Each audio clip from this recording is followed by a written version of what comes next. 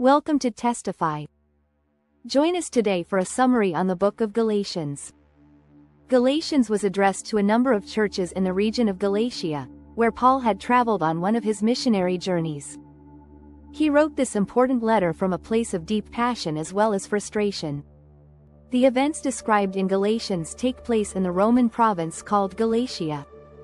This letter was likely composed between 47 and 50 CE. Background of the book of Galatians. Christianity had begun as a Jewish messianic movement in Jerusalem, but its message was for all humanity, so it quickly spread beyond Israel. By the time Paul became a missionary, there were as many non-Jews as there were Jewish people. There was a conflict of cultures because the covenant people of God were from one nation, Israel, and they were set apart by practices commanded in the Torah, like circumcision of males, eating kosher, and observing the Sabbath. Some Jewish Christians who believed that for non-Jews to truly become a part of God's covenant family, they needed to obey the laws of the Torah as well. Some of these visited the Galatian churches and began undermining Paul, demanding the circumcision of all male Christians. When Paul found out, he was frustrated and angry. He wrote this letter in response, challenging the Galatians with a summary of the gospel message about the crucified Messiah.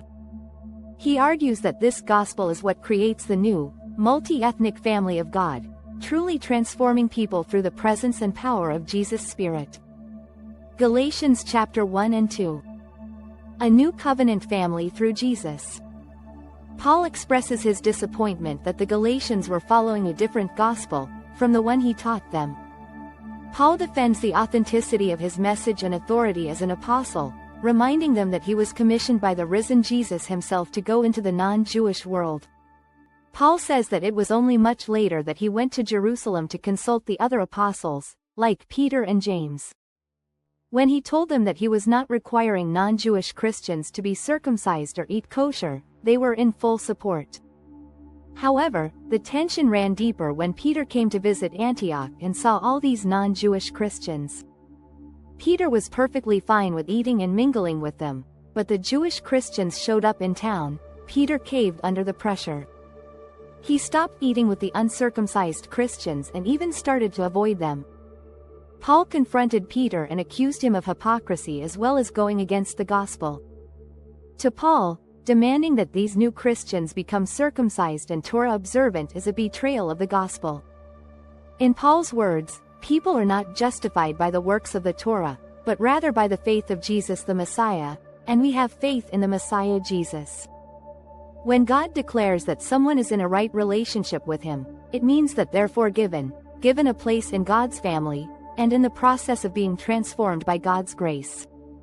Paul explains that you can't be justified by observing the commands of the Torah but only through the faith of Jesus. People are justified only through trusting what God did for them through Jesus, and not by what they do for themselves. Paul teaches that when people trust in the Messiah Jesus, what's true of him becomes true of them. His life, death, and resurrection all become theirs. We have been crucified with the Messiah, and it's not I who came back to life, but it's the Messiah living in me. The life I now live, I live by faith in the Son of God who loved me and gave himself for me. Paul goes on to say the reason people can say that they are right with God and belong to Jesus' covenant family is not because they obeyed the laws of the Torah, but because of what Jesus did for them. Something they could never do for themselves. This understanding of what Jesus did on the cross has implications for who can be included in God's covenant family as well as what it means to live as a member of that family. Galatians chapter 3 to 4. The role of the law within God's multi-ethnic family.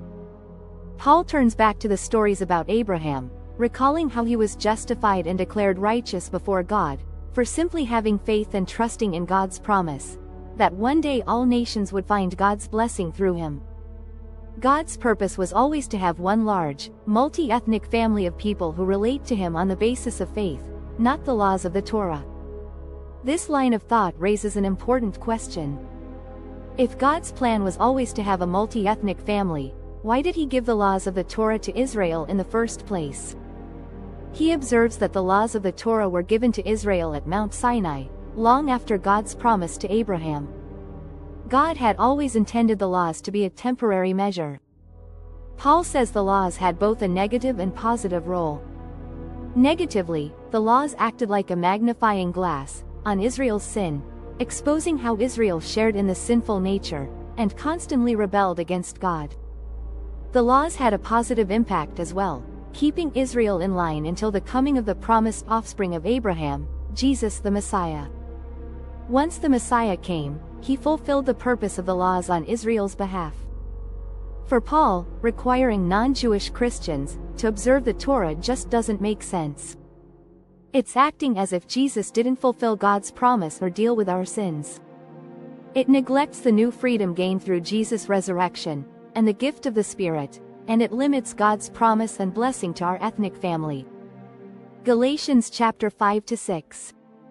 Living by the Spirit and new creation. Paul describes how Jesus' transforming presence through the Spirit is the key. Paul says that the laws of the Torah are good and wise. And they can be summarized, as Jesus did, in the command to love your neighbor as yourself. However, the laws, as good as they are, didn't give Israel the power to obey them. But the good news is that Jesus fulfilled the laws on our behalf. He now lives in us through the Spirit, making his people into new humans who fulfill the law by loving others. Paul goes on to contrast the old and new humanity. The habits of the old humanity destroy people such as selfishness, envy, divisiveness, sexual immorality, idolatry, and murder.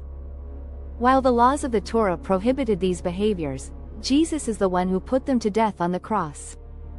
When a person trusts in Jesus, we live in dependence on the power of his Spirit. His life becomes ours. This produces the fruit of the Spirit, which are love, joy, peace, patience, kindness, goodness, faithfulness, gentleness, and self-control. The production of this fruit isn't automatic, Paul says. It requires cultivation just like real fruit. In his words, if we live by the Spirit, we have to keep in step with the Spirit. We have to learn how to prune off our old habits and cultivate new ones. As we do so, we will be carried along by the Spirit, as Jesus reshapes our minds and hearts, making us into people who love God and others. That brings us to the end of this Bible summary. I hope that our videos are enlightening you more about various books in the Bible. Please subscribe for more content. Stay blessed.